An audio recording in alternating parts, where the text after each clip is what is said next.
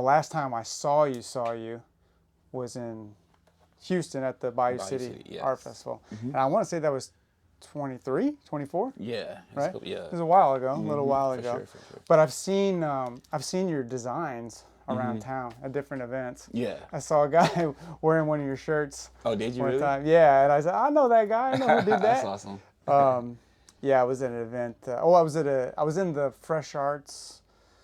I know. Artist I know Inc. you're talking about. I know you're talking Yeah, about. Artist Inc. cohort. Yeah, that you're talking about Chris. Chris, yeah, Chris. Yeah, he's a DJ. Yes, he yeah, does, dancer and everything. Yeah, he does a bunch of events, and it's like, man, I know you. I know who you're repping. Yeah. So, awesome. we've come a long way since then, and I think at that time we were both emerging artists. Mm-hmm. Oh, that's the category they put us under. Yeah, in the category for the festival. For the festival, yes. Yeah, because I guess we were emerging. We were coming out right into the foray. It also helps to get in. They give you like a discount, or I think it's like free. If not, you just pay for this. Well, we had to pay for it, but it was cheaper. Yeah, it was okay. Yeah, it was a lot cheaper. A lot cheaper. But they also gave you some help, And I also remember they put us under the bridge where all the dirt was. So I spent all weekend cleaning my paintings, trying to get the dirt off. And every time I get it cleaned off, then some kid would come by and kick more dirt on it. But. Yeah, it wasn't a bad spot though. From what I remember, it was kind of like right in the middle of everything. Yeah, it was definitely in the middle. They do a good job of trying to get you some exposure. But since then, like I've followed you on social media, and sometimes you meet somebody and then you like you're an Instagram stalker, or at least I am. I follow everything that you're doing. Oh, that's cool. Oh, that's cool. That's cool.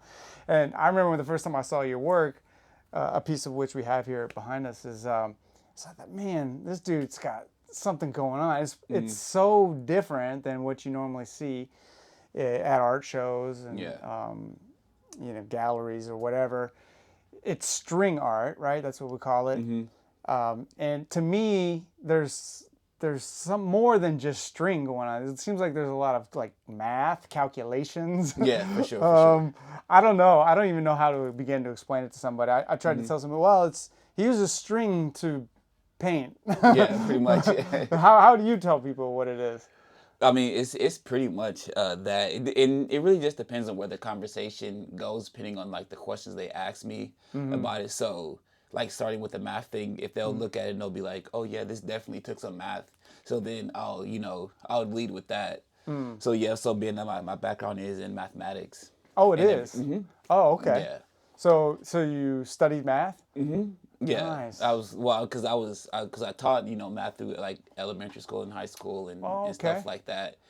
And at the time, that's what I thought I had to major in math, or at least I thought I could take it and do other things with. But apparently, that's not the case. Okay. I mean, unless you're gonna work at like NASA or something, or right, or be like some mathematician, engineer or something. But that wasn't my calling or anything. But you were a teacher of math. So. Yeah. And you said high school? Middle school, elementary. Okay. Did pretty much all three levels. Like algebra or geometry or calculus? I don't know. In middle school, I was doing 7th grade math. So that's when you're talking about like percents, proportions, stuff like that. Then I did elementary math, and then I didn't do like calculus or anything like that. But like high school math, that's when you get into like algebra 1 and 2 and stuff like there is some calculus, like students will take pre-cal, trig, geometry, stuff like that. Yeah, when I see the work, to me it says geometry. A lot of geometry. So technically, like each canvas, it is like a 2D coordinate plane, kind of like with the x-axis and the y-axis. Each pin does function like a unique coordinate point. Okay. On there, so whether it's going like 2 inches over and 7 inches up, and there's going to be a point there. And each one has a unique coordinate point. And then from there, it's just a matter of connecting those points using the intersecting lines. And between them, in math, we say there's an infinite amount of lines on a point, like any infinite amount of points on a line. So I can take a line, I can cut it in halves, tenths, hundreds, thousands, into infinity pretty much. Yeah. So it's kind of the opposite with this, where there's an infinite amount of lines that I can create between any 2 points on here. So once I kind of realized that, anything that I wanted to do was possible. It was just a matter of me figuring out which points, I wanted to connect to that. Yeah, so starting anywhere and then just connecting those points using those straight lines, having them intersect, having them overlap, and even the way they intersect can even at times simulate curvature and things of that light when the lines are just hitting a certain point. Yeah, because it seems like there's some overlap that creates depth, right? Yes. It's creating the depth going from the lighter to the shading, so you can even see in this one how it kind of starts out light and then maybe even down to the back of her neck where you see it gets darker, or even the curvature from the shadowing on her neck, or even around her forehead lines here. Yeah, it gets thicker. So let me back up just a little bit. First of all, this looks like it's corkboard. Yes, corkboard. Is that correct? Okay, corkboard. So it looks like you painted it? Yeah. You paint it first? Paint it with the acrylic gesso. Okay. And whatever color I need. All right, and then so you already know what you're going to do color-wise and all that. Do you map everything out? Do you sketch it out? It does start out as a sketch. So I genuinely do have an idea how it's going to look and everything. So just to make sure the faces are, everything's proportioned, everything, looks good. And then I'll try to, I'll go off of that, but, at the end of the day, I'll let the string do whatever. So typically how it comes out, it'll come out and being that I'm not doing celebrities or anything like that. So I don't have to worry about trying to make it look like somebody. So if it doesn't come out exactly looking like the sketches, it's no big deal because no one's going to know who it is anyway. Right, okay. Yeah, so you're, again, looking through your portfolio, most of the subjects are people. Yeah, portrait. Humans, right? Portraits, yeah. And I love that because you found a way to market portraits to people who don't know the people. Because does that make sense what I'm saying? Sometimes it's hard to sell portraits of people who the public doesn't know who they are, right? I think it's kind of like the opposite. Well, for example, what I mean is if I paint a portrait of my dad, and then I try to sell it. Oh, of course. No one's going to buy it. I mean, I might buy it, but it's going to be hard to sell. But if I do a portrait of a kind of a general figure, we don't know who this woman is, but we have a connection to the woman. You know what I mean? Because first of all, she's from the side, her eyes are closed, she's laughing, smiling. That's something we can all relate to. So it doesn't matter if we know who it is or not. Oh yeah, of course. You know what I mean? But that's what I mean by all of your figures seem to have some sort of emotional expression. Yes. In it. I mean, that's the drawing point, right? Yeah, pretty much. I mean, that's what connects people. Like I said, to the work that gets them to draw their own conclusions, right? Make their own inferences, have their own stories. Yeah. Maybe even have them recall certain memories and things like that. Right. That you can do through the use of the color, of course, and then through the use of the emotion and expression, on the subject's face. Right. Definitely. Right. So you get the idea for what you're gonna do. You sketch it out, and then what happens? Then you have to put these are pins or they're nails? Yeah. So these are actually pin nails that you would get in a nail gun. Okay. So, but they'll come in a pack of 1,000, which comes in handy. So I need anyone there's probably 1,500 to probably 2,000 pins in here. So it starts out as a sketch. I'll lay it over the canvas and kind of just put the pins, through there on the lines. Okay. And then from there, do you use a grid or anything? Yeah, it's gridded out. It's scaled out. Another mathematical concept. Draw it out small, and I'll scale it to whatever size that I need it. Yeah. So you can you'll see it on my IG. There's some, you have to scroll quite a bit, but there are some process videos. You'll see where I lift the paper off and everything, and now I have the pins there. So I have the paper that functions as a stencil. It'll be a paper with all the holes in it, so I can see which lines I need to connect. Because without it and just looking at this without the string on there, it's just gonna look like a bunch of nothing. It's gonna look like a bunch of pins, right, on there and everything. So I do need that, and kind of once I get everything going, I'll outline it and I can see and then I can see where everything is kind of mapped out, and I can just take it from there. I see, cool. And so then it's just. It's just wrapping string around the different pins, right? Yes, starting out with. I say that like it's so easy. But yeah, it's really it's trippy just, honestly, with these, especially with this technique, it's just really going back and forth. Okay. Like a crosshatch technique, like when someone's sketching. Yeah, that's the kind of look it gives it. That's partially what it was inspired by. Okay. When I was usually looking for some inspiration, figuring out what you can do, and then I seen this crosshatching sketching technique, and I'm looking at it like, oh wait a minute, that would be cool if I can just do that with string. So of course, you practice with with that technique, just drawing it out first, and then once you get ready to do that, it's just that really just all it is, going back and forth, and then you see coming back in the other direction, and then maybe if I want it darker right here, I'll just add more layers. So these are all just straight lines going intersecting back and forth. Yeah, and that's one of the things that I think catches the viewer's attention. At least it does me. I love patterns. I love lines. I love like repeated things. Okay. I always tell people MC Escher is my favorite artist. I love Alex Gray's stuff, the psychedelic kind of like just repeated patterns over and over and over again. And they're so perfect. The string lines are so straight. Even when they're intersecting, it just sucks me in. I guess that's part of like one of the things that people appreciate. I guess, like I said, depending on which questions they ask and where the conversation leads, is the precision of it, and they can really see that a lot of meticulous and minute detail that's going into it, and a lot of that is intentional. I guess just coming from a mathematical background, where everything has to be so precise, where there's really no in between. It's either right or wrong. Right? No in between. Yeah. So okay, so your math background, the strings. What do you have a background in sketching, drawing? Are you a painter? I could always sketch as a kid. Okay. Like I was always doing like comics and drawing like Dragon Ball Z characters. Okay, cool. And stuff like that. Just here and there. Because cross-hatching too is a very that's an old comic book. I mean, they use it in comic books all the time. Use so it when a lot. you say that, it immediately makes me think of comic books. So yeah. When I was a kid, it was a lot of sketching. I honestly didn't even like coloring because I would feel like it would ruin it a little bit. Okay. So I would just maybe like shade it with a pencil but you're doing that, of course, like stuff in art class. People that, if you got the chance to see me in art class, and they would like, I would do a project, like, oh, like, and like that's actually pretty good. I was like, it is, right. But never like took it like too serious or anything like that. Okay. And then high school, was playing sports and stuff like that.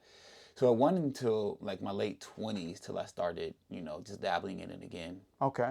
And then, so what makes you go from drawing and sketching to let's make stuff with string? Like, where does that come from? It was really just trying to be different. Okay. In a way. I always tell people, I guess it was like when I decided to try to take art a bit more serious and everything, I always tell people it was like imposter syndrome was setting in. Because I know I didn't go to art school. I didn't have the years of experience. So I didn't feel like my painting or sketching skills were up to par in a way. It's like, I was like, if I do want to come in, I at least want to come in with something different, because I'm, I figure I'm not going to have the best painting, but if I can at least have the most unique type of work, I can at least set myself apart, get a foot in the door, and kind of operate in my own lane. So that was really the principle behind it. Okay, I need something like completely different. Yeah. Well, you nailed that. Literally, right? I know, right? Pun intended. Yes. So then I seen it was a couple things I seen.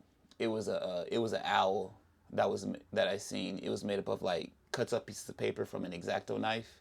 Okay. And then it was Steph Curry made a table salt. And what I realized was it just looking at the images, of course, you're impressed by the images, but part of it was trying to figure out what it was made from before I actually like just zoomed in. And I'm like, what is this made from? What is this? And then once I finally zoomed on, I was like, oh, that's cuts up piece of paper. Oh, that's table salt. So, table salt. They made a portrait of Steph Curry in table salt. Yeah, wow. It was pretty cool. Okay. So I was like, okay, I want to do something like that where you'll see it, you'll see the image is nice, but then once you get up on it, you'll see, oh, dang, that's made out of this. So I knew I wanted something like that. So from there, that's when I just started collecting random household objects. Okay. Like rubber bands, thumbtacks. I had like sewing needles. I even tried bottle caps for a bit until I eventually settled on the needles and thread. Okay. And I still have, I have my first piece. I probably should post it on story around this interview and everything so everyone can see it. Right but it's a very simple, there was probably like 12, not even 10, 12 pin these sewing needles in there. Very simple geometric shapes that I just did on this regular canvas with some styrofoam glued to the back to keep everything in place. Okay. Just like when you to see, it's extremely very, very, very simple. Right. So it's an abstract. yes. Okay. Going on a Fibonacci sequence. Okay. Yeah. And everything, so it's just kind of spiraling like that. So, I mean, if you would have showed me that, like, go back and then and show me this, and like, and just showed it to me, didn't even say who it was, probably would have been like, okay, just scrap it. Yeah. But that's kind of where it started, and then from there, getting like people were sending me custom requests like, oh, can you do this? Can you do that? You're not going to turn it down, especially early on. You're going to figure it out. Yeah, you figure it out. So I've done everything from like even more comic book characters. I did a Comic-Con. I sold like 8 pieces there. Really? Like I did like string art doing like the minimum style. Cool. I met Rob Lynn, the creator of Deadpool. Yeah. And I did sports figures, and I was doing that for a while. Sold a bunch of like James Hardens and Altuve. That was around that time where like all of our teams were kind of good for like one stretch. Yeah. With that one stretch where every team was doing pretty good. Yeah. Astros won the World Series. So I was doing a lot of that stuff. Other sports teams, logos, graduation presents, college teams, letterings, like cause I did one custom portrait of someone, just all types of stuff. Yeah, well, it is really unique, so I can see how it could make, you could get a lot of commissions out of that. And that was the thing, and I was taking the social media route and everything. I had just did the Artist Inc. Class. That was 2017, around that time too as well. Oh, okay. But the only thing I realized that was missing was the story aspect behind it. And yes, all these things are cool, and there's markets for them. But there's not. The difference between creating just what's popular than opposed to creating what's coming from within. Right. So, yeah. In fact, not to interrupt you, but I've had this conversation many times before. Like, I think a lot of young artists make stuff just to look cool, right? And then there comes a point where you're like, yeah, it's cool, but who cares, right? What does it make you feel, right? And that's when you kind of up your game, right? So that's what you were feeling? And it really comes to just what your goals are, really. So if you're just, if you want to do the social media stuff, which nothing wrong with that, something they have hundreds of thousands of followers. I mean, if I could post and get hundreds of thousands of views, I would do it. Yeah, amen. Me too. Me too. So there are ones that are doing that. Some people that may just want comic book stuff, or hey, can you make a Mortal Kombat something for me? And that's cool, and they're gonna do that. But if you want to get into museums, you want to get into galleries, you want to get into private collections, you're gonna have to do a little bit more than that. I would not even say, unfortunately, it is just what it is. Yeah. So I knew that was the goal, and what I was doing at that time just wasn't in a line with that. So that's when I knew I had to kind of start making that shift. And so this is around the pandemic when that happened.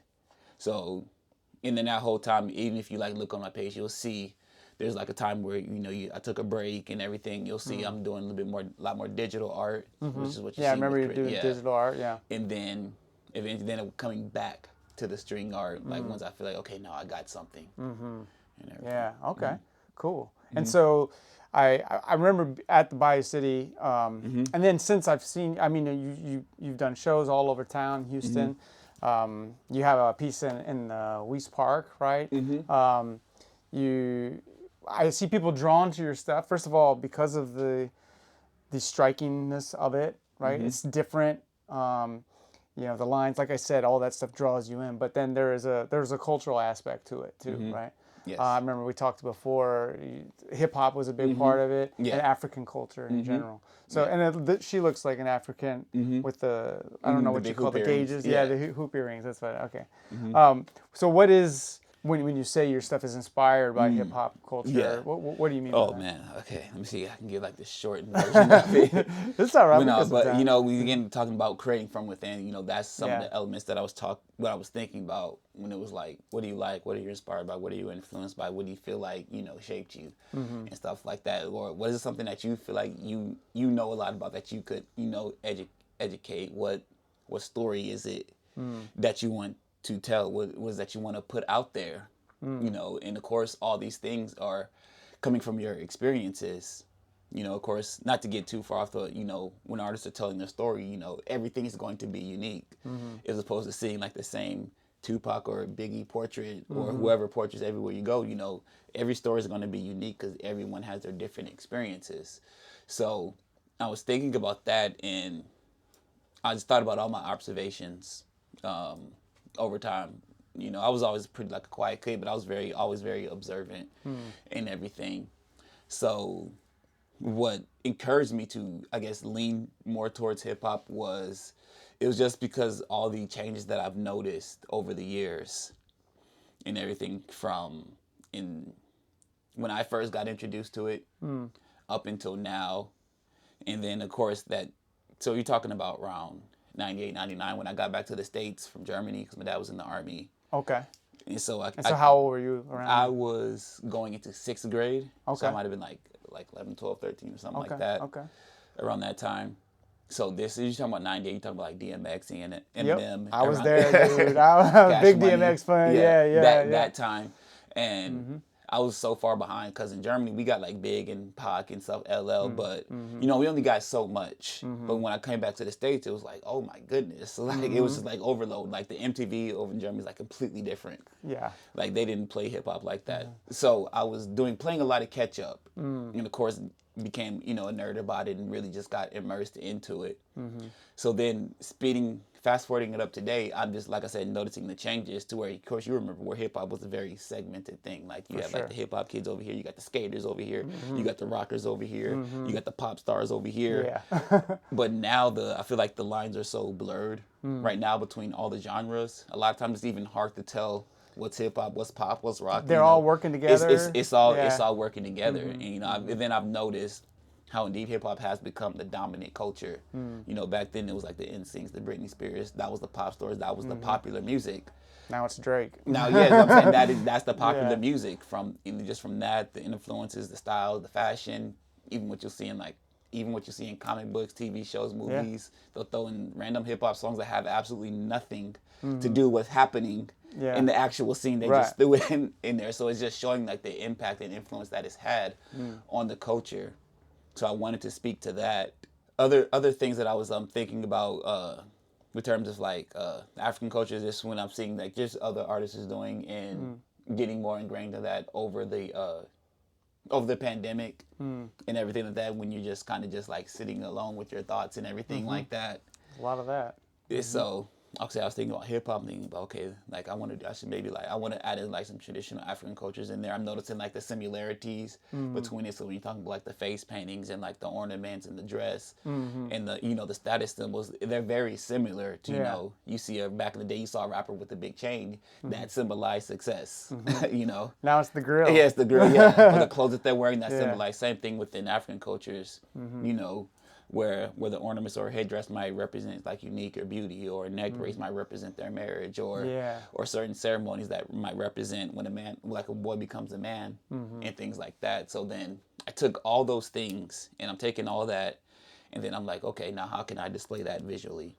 Which is, I think that's a question that a lot of artists should, like, in my opinion, like could focus on more. Taking all your experiences, all that stuff, you know, within, and like, how can I display that visually? Much like a director, like, how can I display this in a movie? Or how can a musician, how can I put this in a song? Right. You know, with visual artists, how can we put that on the canvas or installation, however we're going to do it? Yeah. So I was thinking of all those things, and then that's when it hit me. I was like, well, actually, it was my digital work that started with it. And then from there, that's what, like, then I was like, that's when I really, like, okay, I can do like the portraits, and I can do this, and I can do like the African faces, and I can do like a little grill and do all like this. And then, yeah, just kind of like, it took it from there. But this was 2022, because the first piece that I did like this is actually, it's still at Bush Airport. Oh, okay. What I did in the residency. You're talking about 2022, so you're talking about when I picked up again in my late 20s, 2012. You're talking about 10 years of, you know, me trying to figure it out. So it wasn't, like I said, until those 10 years to where I finally, you know, found my voice, found my story. Yeah. and everything. Right on. And so, and since then, it's really taken off. You said you were in Bush Airport. I know you did a show at Reeves last year, right? I think. And that's the one that's in the park. How is that? How is that protected in the park? Is it in a like a stable? Well, yeah. So I had because I saw a picture of it. Yeah, that was my first first public art sculpture and everything. Okay. So I did have someone who's a fabricator that helped me with the plans and everything. You know, I was like, hey, this is what I need. I needed to be able to withstand Houston weather. I needed to be able to, be firm in the ground. So it's like, okay, you're gonna need this, and this. Do it like this. And everything, so pretty much got all the materials, the black steel, the perforated stainless steel sheet, and all the materials. He made the frame, and then once the frame was good to go, it was literally the same process. Okay. A lot of times, when we're doing something that we're already doing, we want to elevate it. It's the same thing, just on a larger scale. Yeah, bigger, right. So it was, the only difference was I was using machine screws. Okay. I have to screw them in to keep it into the sheet, because it's a perforated stainless steel sheet that already has the holes in it. Oh, okay. And then instead of thread, I use jewelry wire. Oh, okay. And everything. So it's not thread. All right. Yeah, so I can just coil it around it, and then still with the same cross-hatching technique, just going back and forth around the screws, and it helps because the screws has those little swirls around it, so the thread can kind of sit in those ridges, so it's not coming off or anything. I check up on it and everything. And once I've seen it's good, I'm like, I stop worrying about it. It's like, it's good. It might have little leaves or twigs in it and stuff. Yeah. Do you ever go to the park and just sit back and watch people look at your stuff and take notes, like what they're doing? Actually, I'm not gonna lie. No, I haven't. We're gonna be moving it to Reeves because it was there towards the end of last year in the contract. It's going to be up in August. So it can be taken out the ground because they're going to keep the slab for other sculptures. So we can just easily take it out. We don't have to transport it. And everything. Cool. And then what happens? So you said you're going to take it to Reeves? Yeah, we're going to take it to Reeves. I was like, hey, have them sell it, right? Or, if we can, put it up there, just get some more exposure. Yeah, for sure. And everything, yeah. Yeah, I mean, so you've been making the circuit around town. Yeah. You did some stuff in Chicago too, right? Tell me about that, because I'm from Chicago. Okay. So I remember when I saw you posted, you were there in the wintertime too. Oh, I was like, man, he doesn't even know what he's doing for. Well, I would say with all that stuff, again, just to piggyback what I said earlier, is with the goals. Like once the goals are in place, all that stuff that you learn trying to market in business, all that business stuff, it kind of makes sense. Like when they say go to your audience, you got to know how to speak to your market. You got to do stuff that's resonating with people. Like they're telling you all this stuff. I'm like, what are y'all talking about? Like go to your market, like literally go to where they're at. But that can mean physically, that can mean online. Right. So once I had all that, literally all that stuff that they meant, like they said, started making sense. So not only I'm creating from within now, I got that down packed. Now that I understand that, now I'm getting better saying, okay, what would be the best market, for my type of work? What are the type of galleries would be best for my work? What type of art are they already selling? What do their clients look like? Who's representing them, Right. And then now you have a better fit for where your stuff is going to go. So that is just, I submitted to it out there. I seen it, I always tell artists to tailor their algorithm to what they want to see. So if you open up my algorithm, all you're going to see is art calls and artists and, stuff from my followers and some collectors and stuff like that. So anytime I open up my phone, I want to find something to do. I just go in there and start scrolling, and it's going to say, oh, apply for this residency, art call, grant. So that's, how I discovered it. Okay. Seen it, and then, and just submitted for it. And what organization was it through again? It's Museum of Science and Industry. Okay, right there. Up in Chicago, up there. So I did it. It's in Hyde Park. That's south side. It's of Lakeshore Drive. Yeah. By the. I know where it is now. Yeah. But so I did it in 2024, and then again this year. Oh, okay. Yeah, so I went up there twice. First, and then this last time I got second place. Oh, wow. In the show, and then another Houston artist got I don't know if you know Afi, but she got third place. Oh, cool. In it as well. Yeah, Nice. so two Houston artists. H-Town out there. going up to the north and taking over, huh? No, but sure. Right on. But yeah, it's just so for me, it's a numbers game. Yeah, just keep applying I keep things. applying to. So if I don't get it to one thing, there's gonna be something else. And I realized, like, when I was working, I just kept at it, So constantly like submitting and staying busy, but at the same time looking for the right things, Right. so we're not, wasting anyone's time or anything Right. like that. Also, not worrying about rejection, right? Rejection is part of the game. And that's the thing too. I feel like unfortunately there's still some artists that just quite haven't gotten over that yet. And to that I just tell you, like, then you're probably not submitting to enough stuff. Yeah. Because after a while it would just rub off you, or if you didn't get accepted over here, but if you got accepted over here, you wouldn't care. What's it matter? Yeah. What about that over here? So, again, if that's what's with like I said, one of your goals that you set, if you say I want to do 10, 20 exhibitions, that was a goal I said. I want to do 10 exhibitions this year.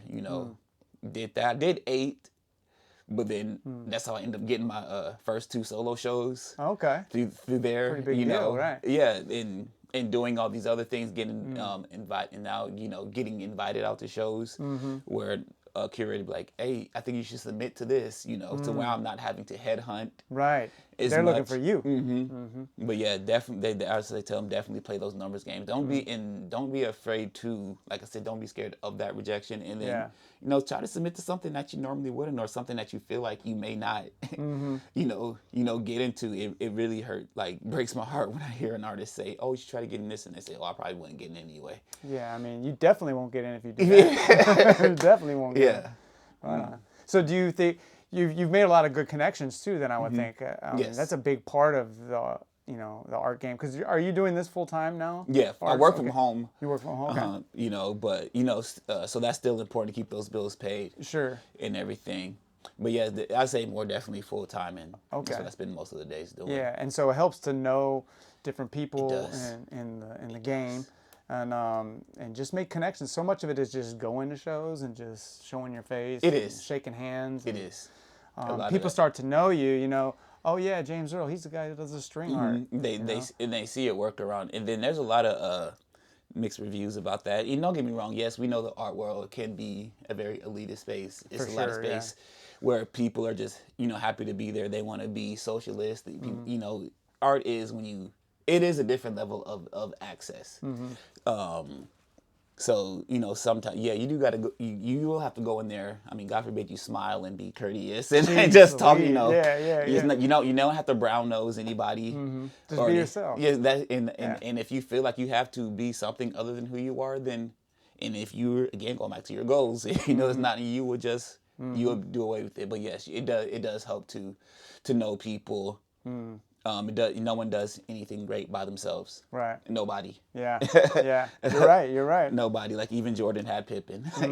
Right. So it does help to know people and keep those connections. Like you said, even just showing your face. Again, with your goals. Going to those, if it's a space that you want to be in. Go. Show face. Support your artist friends and peers. Like, that's important too. Just because they want you to come out, and introduce. That's actually how I got the sculpture. Okay. I went out to my friend Matt's show over at Heidi's, and he was like, "Hey, Jaymes, da da da," and he introduced me to Joel, who was kind of like over that project. Introduced me to. What's the guy who at Redbuzz Gallery? Tanya and Tanya Peterson. Peterson's her name. Yeah. I know who you're talking about. And then introduced me to them. Turns out we had worked together, before through Visual Arts Alliance. I'm not with them anymore, but yeah, we was, again, just because arts, it's a small world. Small world, man. So there's like, Jaymes, like, yeah, we know Jaymes, but again, also they've seen my work other places. There was some familiarity with me. So because you're showing up at the things, and that's how I got the sculpture. It's like, hey, we're doing this in Weiss Park. I think you should submit. And this wasn't something that was online. The open call was not online. Oh, really? Okay. So he was like, hey, you should submit to this. And, so. So you wouldn't have known had you not just shown up to support other people. And that's the thing, like something, so small. You know, you easily could have stayed home, stayed in the studio, or just stayed on the couch, watch TV. Right. You know, but forcing yourself to get up there and go. So I would always recommend, like, every time even time you don't feel like doing something, anytime you don't feel like going anywhere, that's probably the time you should go. Probably, yeah. If you hit that one moment, it's like, man, do I really feel like going? Yeah. And I got this. Man, it's already gonna be traffic. That's when you should probably force yourself to go. So yeah, definitely showing up, showing support, everything. And like I said, being engaged, like actually be interested in the person, you know, especially when you go into a show, you know, where it's not about you. Correct. Yeah. You're there to support. You know, I strongly recommend don't trying to go shove your artwork in the curators or the gallery owner's face at the show, because that'll definitely, you know, get you out of here quick. To turn off. Yeah. Oh no, it's definitely a big turn off. So like I said, it's just a lot of that, and then as you're actually showing interest, it's just a matter of time. They're going to ask you, hey, well, what do you do? I do art. Oh, can I see?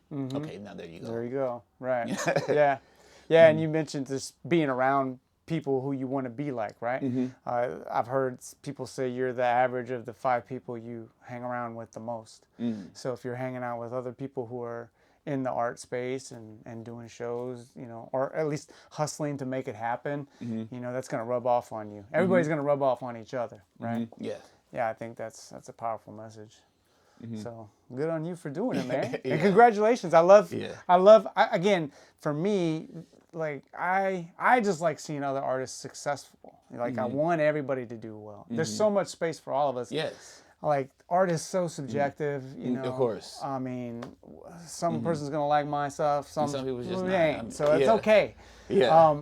But I love the idea that we can all support each other, and so from afar, it's been really cool to see you be successul and just keep doing the thing, man. And I love it. I love it. The work is so big and bright and vibrant, and it's dope, man. I love it. No, thank you.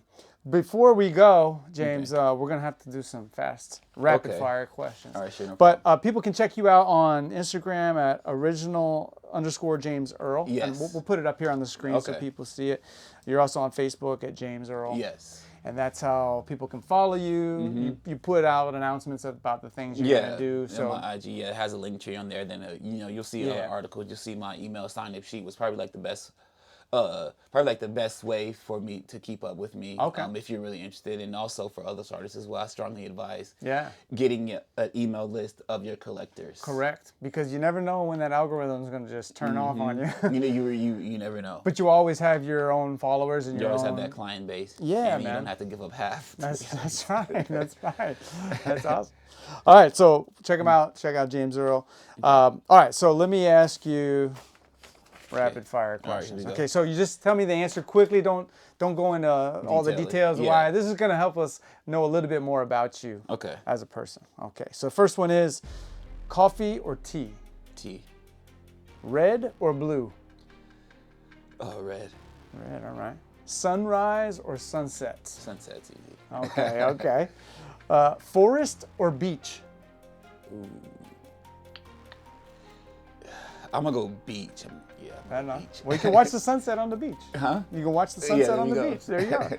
All right. Sweet or savory? Ooh. I'm going to go savory. Savory? All right. That's all right. Plan or no plan? Ooh, depends on what we're doing, but especially with leisure stuff, no plan. No plan. Okay, right on. You get enough of your planning with this stuff, right? Okay. I want to be off right now. Got you. Okay, this one because of the hip hop connection. Tupac or Drake? Tupac. Okay, thank you. Thank you. That was too easy. Thank you. All right, scuba dive or skydive? I prefer neither, but since I have to pick, I'm going to go scuba dive. Right on. One's going too far down and one's going too high up. Yeah, at least I'm already, somewhere safe. I like to be safe. I don't want either one of those either. All right, early bird or night owl? And I used to be an early bird, but I'm a night owl. Okay, so that's when you're doing your work and staying up? Yeah. Right on. Books or movies? Oh, y'all, they're going to hate me for this, movies. That's okay. That's all right. That's all right, man. Long walk or long drive? Oh my gosh. See, it depends on where I'm driving. Depends on what time, especially with Houston. Yeah. I could. Everything's a long drive in Yeah, Houston. I could, but I'm gonna go a long walk. Okay. Right on. How about create with music or without music? Oh, believe it or not, without music. Really? Okay. Yeah. All right. So it's just in your head. Is that, I'm guessing when you're working, that's like quiet time, meditation. Pretty quiet, or like a podcast or something in the background. Right on. Cool. Trust your eye or trust your gut? Ooh. Seeing is believing. They say all that glitters is not gold. That's true. They say all of that. I'm gonna have to go gut. Gut. My All right. it's Go with your gut. Yeah. How about museum quality or street level energy? Ooh. I mean, that's the thing. All right, I want a museum quality with a street edge. There you go. There you go. Just smash it together. Yeah. All right, and the last one, one artwork at a time or many at a time? I'm usually one at a time. One at a time. Okay. Yeah. Kudos to you, man. I give. It's hard for me to imagine that because I've got 50,000 things going at one time. But that's cool. Yeah. Just sit down and focus and finish. Right? Awesome, Yeah. dude. All right, well, thank you so much, Jaymes, for coming in here. Oh, thank you. People will follow. Yes, sir. It's been a pleasure talking with you. Follow Jaymes Earl on Instagram, and we'll put the stuff up here. Right. And I'm sure I'll see you around. Yeah, see you at for the sure. shows, man. Yeah, definitely. All right. Thank you all. Peace out.